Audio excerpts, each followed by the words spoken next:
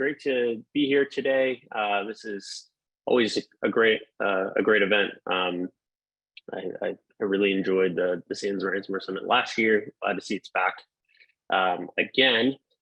So as Phil mentioned, we're going to talk a little bit about some of the other tactics that threat actors use beyond encryption. So really focusing in on some of the negotiation tactics, some of the psychological tactics, and what those outcomes are during a negotiation. So Sean and I will do a couple quick intros, and then talk about kind of the different phases of a negotiation. As I mentioned, some of the threat actor negotiation tactics that we've seen, some of the more non-traditional negotiation tactics, and then lastly, the impact that those negotiation tactics have on ransomware victims and organizations trying to recover from a ransomware incident. Yeah, and then leave a few minutes for questions at the end in both. I know we'll have the Slack channel open as well, so answering some there or here on Zoom. So just a couple quick introductions. Again, my name is Bryce. I'm the Director of Intelligence Operations at GroupSense. I am responsible for the day-to-day operations of our analysts and research team that put together our finished intelligence products for our clients. In this role, I also serve as a lead ransomware negotiator. So I lead our ransomware response, some of our ransomware response cases, and conduct the negotiations on behalf of ransomware victims. Sean, you want to say a couple quick words? Yes, thank you, Bryce. My name is Sean Jones. I'm a senior cyber intelligence analyst. I've been at GroupSense for a little bit over 6 years, and been in the information technology and cybersecurity roles for over 20. Thank you for having us, and it is a great honor to speak at the SANS Ransomware Summit. Yeah, so a quick word about GroupSense, and sorry, the text got a little formatted wrong there, but GroupSense is a cyber threat intelligence provider. We do open source cyber threat intel as a service for our clients. In conducting that business, obviously, we have a lot of insight and interaction with threat actor groups and individual threat actors across the deep, dark, and open web.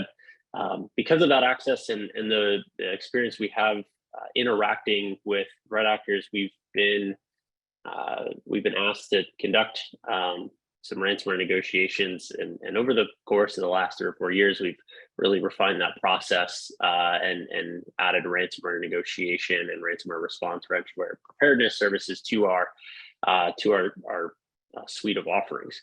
So when GroupSense is conducting a ransomware negotiation, we typically assign a lead negotiator and an analyst to a case, who the analyst is responsible for research and gathering intelligence on the ransomware operator, and conducting some, throughout the negotiation, conducting research on any sort of data exposure, and chatter related to the incident. The lead negotiator is responsible for negotiation strategy, working with the victim, and advising the victim on kind of the response. So it's kind of why we wanted to do this presentation together. Sean and I have worked numerous cases together, dozens of cases together at this point as a pair, and I think Sean has some really good insight to add to the discussion. So I want to start by talking about the phases of a negotiation as we conceptualize them, right? So this is really the ways that GroupSense thinks about the phases of a negotiation. So there's obviously a lot that goes into each of these phases, but I wanted to try to simplify it as much as possible. So first phase is compromise. That's obviously a very nuanced, kind of long process that I know a lot of people have talked a lot about today, but we really think about, or in terms of the negotiation, we think of compromise as kind of the the first kickoff or the initial phase of this of our role in responding to a ransomware or a ransomware incident. So that is the group, the victim, the tactic at which the ransomware operator was able to deploy the ransomware, and so that's everything that happens before we're called. Once GroupSense is engaged, we move into phase 2, or what we refer to as phase 2 in the intake. So we're gathering information from the victim on the incident. So ransom notes, any other indicators that they have at that point in time. Often in the cases that GroupSense works, our intake usually occurs 24, 48, sometimes 72 hours after after kind of the initial deployment or discovery of the ransomware incident. So we're generally contacted 24, 48, 72 hours after the start of an incident, or the kickoff of an incident. And it's critical time for us to gather a lot of information, but we also advise the victim at that point in time that this is, whatever information we know about the threat actor at this point during the intake will likely change as they continue incident response and threat hunting to determine exactly what the scope of the impact beyond what we understand it at the beginning, or at the beginning of the incident. Phase 3 is if we are going to contact the threat actor, we move into an initial contact phase with that threat actor, and then move into kind of further engagement with the threat actor of actually engaging in the negotiation, trying to understand their position and understand the value that they may be portraying, understand the extent of the impact, whether that be trying to validate with logs obtained from the threat actors and comparing those logs to what our victim is seeing, or engaging with the threat actor to try to understand if they have the ability to actually decrypt sample files. So that part of the negotiation. Phase 5 we refer to as commitment, trying to reach a commitment or gain commitment from the threat actor that and from the victim that they're ready to settle, they have a deal in place, and then moving forward with that commitment. And finally, debriefing. We do this internally with our team as well as with the client to try to understand what can we learn from this incident, and what can we learn from this discussion. So I have a couple of screenshots here just to depict different phases. The top right is an email that we had to kick off or as a part of the engagement phase 4. This is where we were going for test decryption. So this is one way that we see test decryption from the threat actor. We send an encrypted file, they send it back to us. They're also in this email stating that, or we're stating that they have downloaded 150 gigabytes of files. That was in the note, and trying to ask them for a complete listing of those files and gain some sort of understanding of what they might have. It's probably, during these negotiations, we will see threat actors who claim they have a larger amount of data than they actually have had access to. Some of the negotiation tactics that threat actors use throughout a negotiation, they use some psychological tactics. So these are trying to incite a payment sooner. So threat countdown clocks to create a sense of urgency, or a threat to release data if the victim doesn't contact them within a certain time. This is to try to increase that sense of urgency among the victims, and it does work. Sometimes we'll get calls, obviously, from victims that are have heightened emotions. This is a very intense beginning. The beginning of a ransomware incident is a very intense process, full of a lot of emotions, and it also does kind of depend on the size of the organization. We've seen small businesses that the founder of the business is is still, still running it. They're the president. They put all their, all their time, money, effort, sweat equity into this business over the last 20, 30 years. And they're, they don't have a lot of backups. They don't have a lot of other options when they're hit by a ransomware incident. So the psychological tactics of trying to create that sense of urgency are really have a really strong impact on those types of businesses, especially, creating fear, uncertainty, and doubt as classic behavior, trying to or threat actors threatening to raise the ransom or release more damaging data. We'll often see threat actors cite contracts or legal settlements or financial information, and threaten to release that data first, and to try to again create that fear among the victim. Again, threatening to raise or double the ransom amount. It's a classic tactic that we see in pretty much all of our negotiations. That's in conjunction with the countdown clock, and I'll show you a screenshot of that in a second. But I think one other thing I wanted to say about this. When a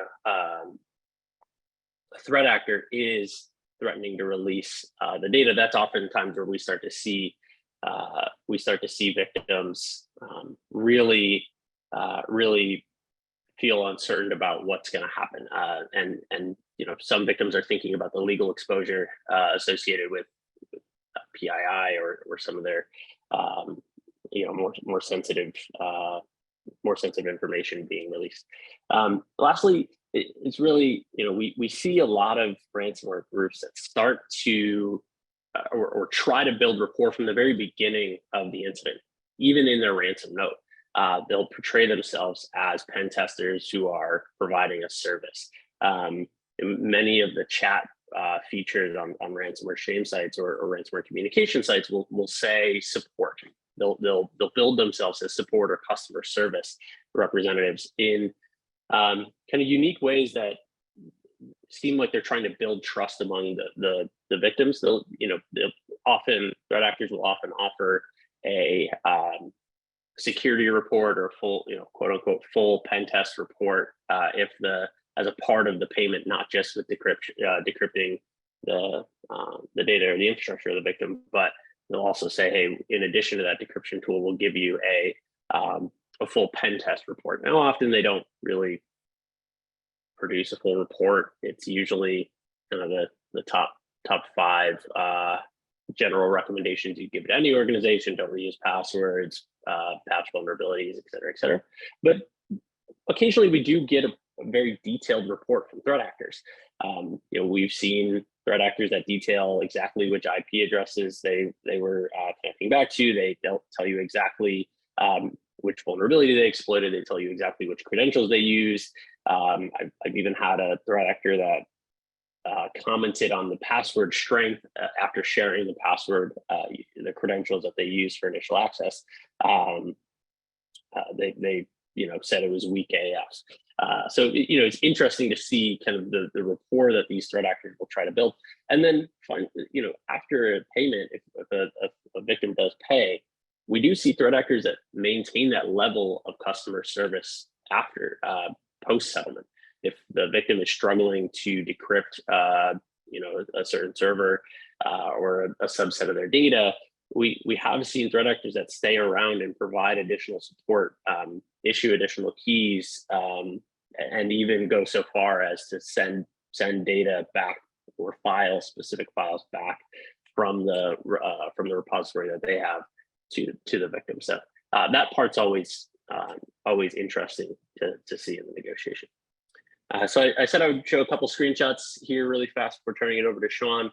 This is some kind of classic, a few classic examples of what we see. The top left corner, you can see a countdown clock on a ransomware groups page. This is, they'll give you the link in the ransom note, say contact us here. See, as soon as you hit the page, countdown clock starts. You have 3 days, 2 hours, 37 minutes, 31 seconds. After the time ends, we're going to double the price. Again, trying to increase that sense of urgency from the victim. And then if you notice in the second tab in that same screenshot, it says chat support. Again, kind of trying to create that rapport, billing themselves as support. The screenshot at the bottom of the page, I'm going to direct your eyes there for a second. This is a kind of an excerpt from a ransom note. You can see they say we've downloaded about 160 gigabytes extracts, office documents, personal data, databases, contracts, other important documents. Again, trying to create some uncertainty about what they might have. You can contact them and ask them not to put it up to auction, but they're being generic in their descriptions. One, because they haven't really looked through a lot of the data, and two, they do want to create that sense of uncertainty. A victim may not know exactly what that 160 gigabytes contains. Is that an old backup? Is that anything relevant, new, current? So these kind of general statements really do create a sense of uncertainty for the victim. All right, I'm going to turn it over to Sean, who's going to talk about some of the non-traditional tactics. And Sean, I control the screen, so please just tell me when you want me to advance. All right, thank you, Bryce. Now, over time, the I guess methods and tactics that the ransomware threat actors have used have evolved over time. As an example, there was Knox College. They are a college located in the state of Illinois. And late last year, they were a victim of a Hive attack, the Hive ransomware group. What they did is that they actually sent emails to students. And what they stated within those emails, they said addition, and this isn't perfect English. They're definitely from Eastern Europe somewhere, probably broken English, but here we go. Additionally, all of your SSN and medical records will be put for sale for every hacker to gain access and use your data in whatever illegal activity they want. To us, this is a normal business day. For you, it's a sad day where everyone will see your personal and private info. And I'm pretty sure that terrified multiple students.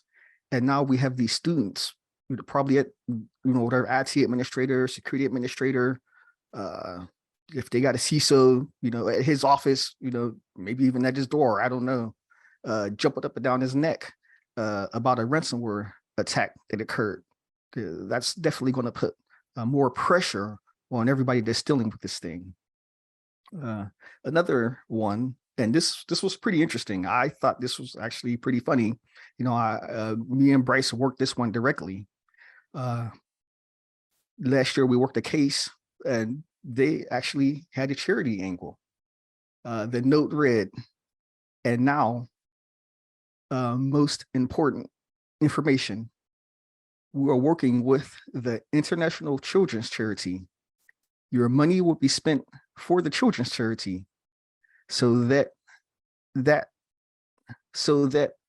it, once again, broken English, so that is mean that you will get a participation in this process too. Children will receive a targeted health care, and we trust that you are kind and honest person. Thank you very much. We wish you all the best. Your name will be in the main donors list and will stay in the charity history. Remember, you can save many children's destinies. Money for you is just a paper. You will earn money again next month. But for many children, it is a real chance, a real chance to change their life. Also, we only give to our customers very important benefits. And typically when you see something like this, you just want to run away. But this particular event, they got the customer's main systems. They got the customer's backups before they were able to take them offline. this particular customer was stuck in the water. They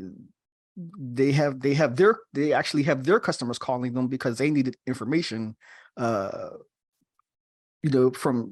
documents that they needed that they were storing. They could not access that, and they're giving customers excuses, can't access the servers, and they ended up paying that ransom. And typically we like to leave the communication lines open. I think we were using Talks at the time for this particular case. That's what the threat actors requested. And probably about a week later, they came back asking for more money, out of nowhere, to help some, poor kid. It's like, you guys give it up. Lastly, this was another interesting one. This was covered in Krebs on Security. It was a very interesting article. There was a chain of convenience stores called Racetrack, and they actually sent information or emails out to basically whoever they could, from what I understand, which also included rewards customers. They stated that your personal data will be stolen and published.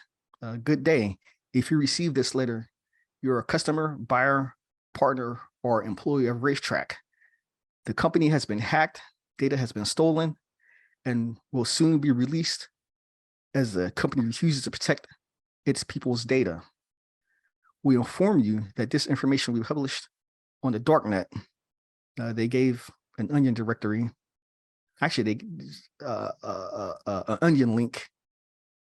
And if the company does not contact us, call or write to the store and ask to protect your privacy. Again, this is another tactic that they are, just trying to, okay, we can't get these people to pay. We're going to get some help, and maybe their customers and anybody else who ever dealt with them will get them to pay. Bryce, let's go to the next slide, please. Okay, so we have some, just real impacts, on this process. Sometimes, if you're not, dealing with a GroupSense, or, you may have an insurance company that, they may contact people that will also negotiate. A lot of people don't know they can negotiate, and you may, pay full price, just for this to go away. That is a, one of the it could be a mistake, over paying. One of the another obviously tactic that they were going to get to pay, that they're going to force these companies to pay, is going to threaten to release data. And this was, I read about this just yesterday. I think it was in the Guardian or the Register, where Black Hat, they threatened to release stolen plastic surgery pics. This was released just yesterday. That's scary. At most it's scary. If I'm lucky, it's just embarrassing. It's just something that no one wants to go through. Another impact is loss of trust. And this is a personal situation, being that I'm on the dark web looking for these things. I seen a company that I dealt with, a local company here in the state of Texas. It's not a large company. They're not publicly traded or anything like that, but they had my information. I downloaded said information. I found the information that pertains to me, and I understand that these things happen, but I wasn't notified. I had to find out about it, by finding it myself, on accident, because I was looking for something else. I can't trust these people now, because they didn't even take the time to, send a letter, send an email, we got hit by ransomware, you were infected, in this manner.